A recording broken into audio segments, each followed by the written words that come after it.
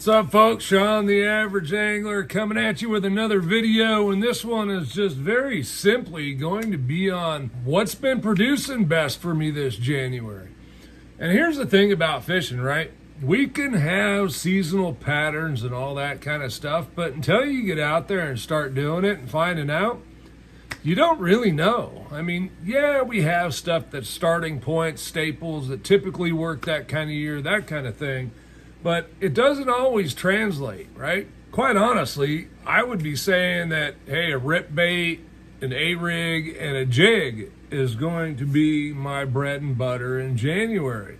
It hasn't been the case this January, not for me. Every lake's different. Fish get on different types of patterns, hang out in different places from time to time, depending on water levels, flows, temperatures, weather, all that kind of stuff can affect it. I do want to preface by saying I've been fishing a small largemouth lake.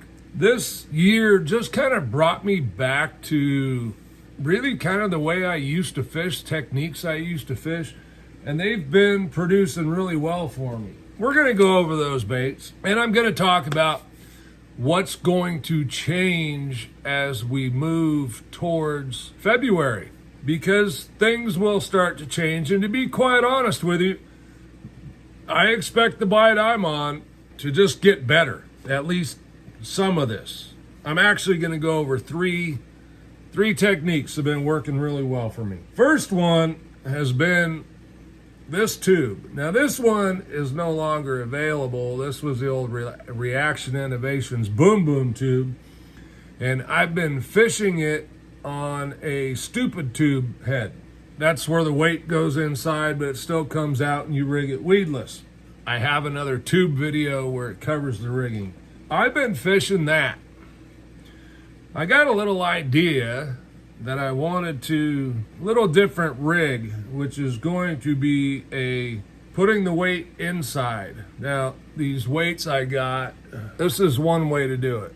Okay, see they got the hole in them. You shove that weight up in the bait, you hold it up there, you put your hook in, and you just run the hook through it like so. And then you got your weedless Texas style rig with the weight inside. Now, if you don't want to do that method, you just use a weight and a bead, or just a weight. It's really just the same. I'm just trying to shrink my profile a little bit. There is another way I could shrink my profile. This one I said is not available. This one is. You see, this is a Strike King coffee tube. It is the 4.5-inch coffee tube. Green pumpkin with purple and gold flake. The head of it there is solid. Anyway, it'll work fine with this. Now, an alternate method, if you're not throwing into cover, is the good old-fashioned slip it inside tube head, just wet it, slip it up in from the back side, push it all the way up, pop the eyelet out. Jesus criminy, doesn't want to come through there. This coffee tube's a little tougher than maybe I had anticipated. There we go. All right, so we got it to pop through there, right there.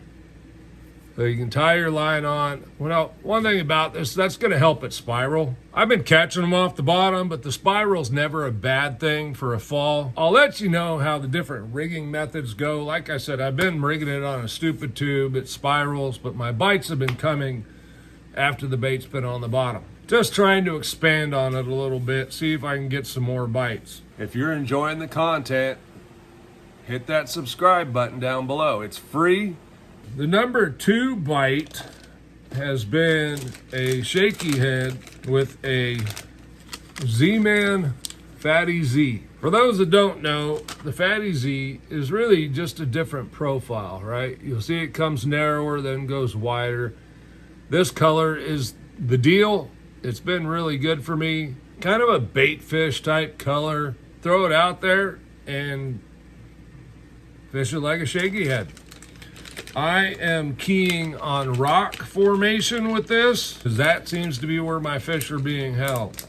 or where they're holding. This bite has been pretty consistent, but again, I need to find structure areas that are holding fish. Most of what I've found this January has been smaller, isolated rock piles, and then the tube, I've been fishing in those same places, but I've also been fishing them on some ledge drops. Again, the bites are coming when I'm finding the small, isolated rock outcroppings.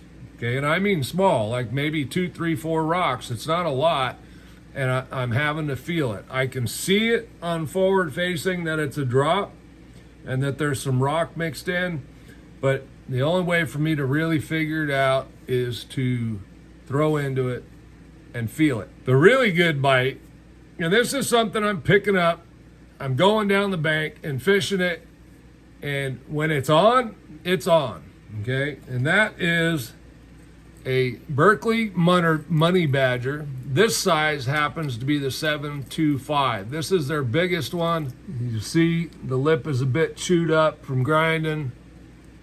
There's hook rash on the bottom down there. Kind of the whole bait, there's hook rash all over the sides here. More stuff all back here. This one's been well used, okay, and I still got some life out of it. But I started thinking about trying to get a little bit deeper, and in order to do that, I came up with this bait. Now, what I like about this bait is it is a little smaller body-wise, shorter, right? Smaller profile. However, it's pretty much same color, transparent green. This is called Phantom Watermelon. This is a Spro rock crawler 55, MD 55. Okay, runs down to 14 feet, so it's going to run a little deeper. I've got a couple of those.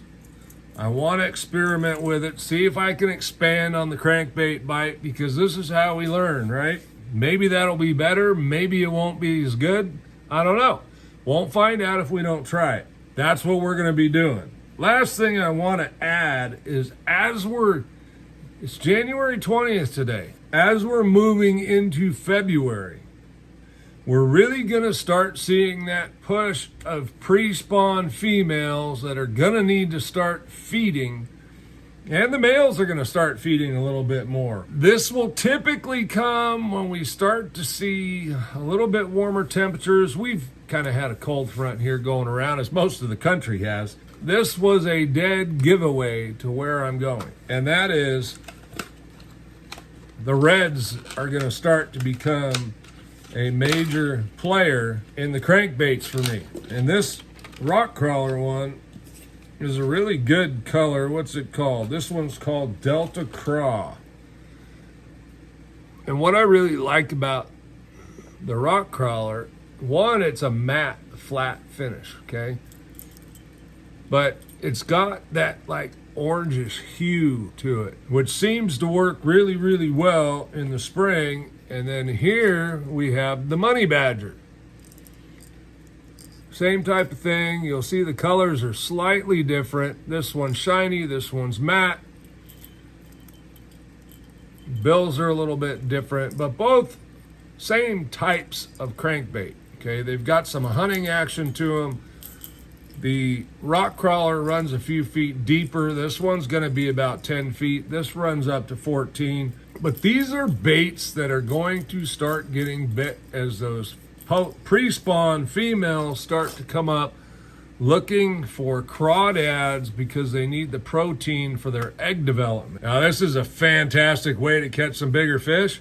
Cranking's a great way to cover water. Something I used to do a lot of that I've really gotten back into this winter. It's been extremely effective. As you know, if you've watched some of my on the water videos, I encourage you to start, if you're not already, I encourage you to start fishing some crankbaits. And these are not the difficult deep diving crankbaits to throw, right? These are more what I consider to be a mid diver, although if you go somewhere like Tackle Warehouse and look on their website, it could be in the mid or deep diving range. It is not a deep diver with that short bill. This is an easy bait to throw. I mess with the retrieve some. Go, go, go. I like to go fast and stop. Not burn, burn, burn like tactical bassing, but I like to reel it, stop, reel it, stop. If I'm bumping into stuff, then I will kind of adjust my pace to keep me bumping in the stuff. Okay, if that means I can slow down, then I'm going to slow down. I'm then getting my reaction trigger from it hitting off of stuff and deflecting. That's been my January. The boat's in the shop like a dummy. It was a holiday today for my work, and I didn't realize it and dropped the boat off last Friday, so I've been working on tackle all day.